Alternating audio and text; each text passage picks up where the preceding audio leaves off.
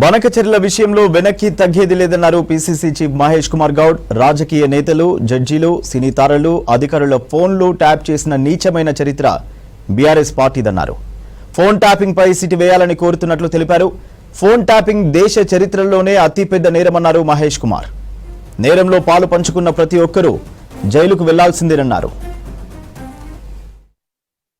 ఇవాళ నీటి విషయంలో హరీష్ రావు ఏదో రాద్ధాంతం చేసి వారేదో నీతి మంత్రులను చెప్పుకునే ప్రయత్నం చేస్తూ ఉన్నారు.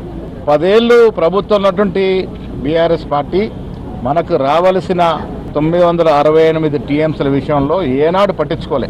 మనకు రావాల్సిన హక్కుల్ని కాలరాస్తూ వచ్చినారు 10 ఏళ్ళు. అక్కడ ముఖ్యమంత్రి జగన్మోహన్ రెడ్డితో చట్టపట్టరేసుకొని రావాల్సిన వాటా గురించి ఎప్పుడు కూడా మాట్లాడలే.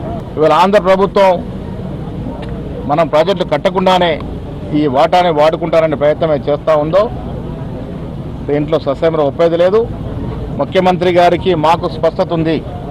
తెలంగాణకి రావాల్సిన నీటి వాటా విషయంలో ఎక్కడ కూడా రాజీ పడేది లేదు. 10 ఏళ్లుగా మీరు కాలయాపన చేసి 1,20,000 కోట్లు నీళ్లలో పోసి కాళేశ్వరం ప్రాజెక్టు కడితే ఇప్పటి వరకు వాటిని తోడిన నీరు 100 టీఎంసీలోనే ఉంది.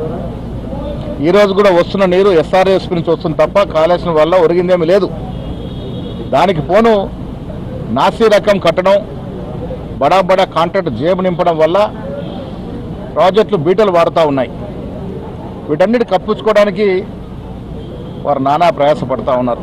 ఫోన్ ట్యాపింగ్ వ్యవహారం దేశ చరిత్రలో ఎక్కడ ఎన్నడూ లేని విధంగా తెలంగాణ బీఆర్ఎస్ సర్కార్ మాలాంటి నాయకుల ఫోన్లు ట్యాప్ చేయడమే కాకుండా ఆనాడు కొంతమంది సినీ తారల ఫోన్లు కూడా ట్యాపింగ్ చేసి వారిని నానా ఇబ్బందులు పెట్టినటువంటి పరిస్థితి.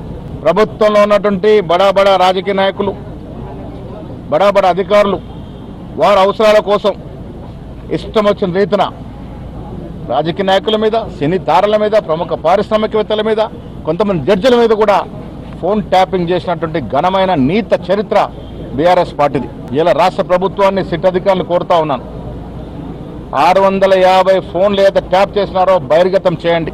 ప్రైవేట్ యొక్క స్వేచ్ఛని హరించే విధంగా ఎవరెవరైతే ఫోన్లు ట్యాప్ చేసినారో వారంతా బాటంగా వచ్చి విచారణకు హాజరు కావాలి. దేశ చరిత్ర ఇంత పెద్ద నేరం చేసినటువంటి కేసీఆర్, మళ్ళీ చెప్తా ఉన్నా కేటీఆర్, కేసీఆర్ ప్రమేయం లేదే ఆనాడు ప్రభాకర్ రావు గారి ఫోన్ ట్యాపింగ్కి పాటుపడి ఉండకపోవచ్చు. ఒక రిటైర్డ్ అధికారిని తీసుకొచ్చి అందలం ఎక్కించి పెట్టకూడని చోట పెట్టి, ఐజీ స్థాయి అధికారి ఉండాల్సిన చోట ఒక రిటైర్డ్ అధికారిని పెట్టి వారి అవసరాలని ప్రభాకర్ రావు ద్వారా ఆనాడున్నట్టు DGP, chief secretary, legal secretary, principal secretary, home ద్వారా వారి యొక్క అవసరాలను తీసుకున్నటువంటి దుర్గతి ఈ రాష్ట్ర చరిత్రలో జరిగింది. కాబట్టి ప్రతి ఒక్కరూ ఫోన్ ట్యాపింగ్లో పాలం పంచుకున్న ప్రతి రాజకీయ నాయకుడు జైలుకు పోవాల్సిందే. ఇది దేశ చరిత్రకు ఒక పెద్ద నేరం. ఈ నేరం నుంచి ఎవ్వరు కూడా ఉపేక్షణ లేదు. రాష్ట్ర ప్రభుత్వానికి ముఖ్యమంత్రి డిమాండ్ చేస్తా ఉన్నాం, సిట్టు ఈ విషయంలో ఎక్కడ కూడా అమరిక లేకుండా న్యాయ విచారణ జరగాల. ఈ తప్పి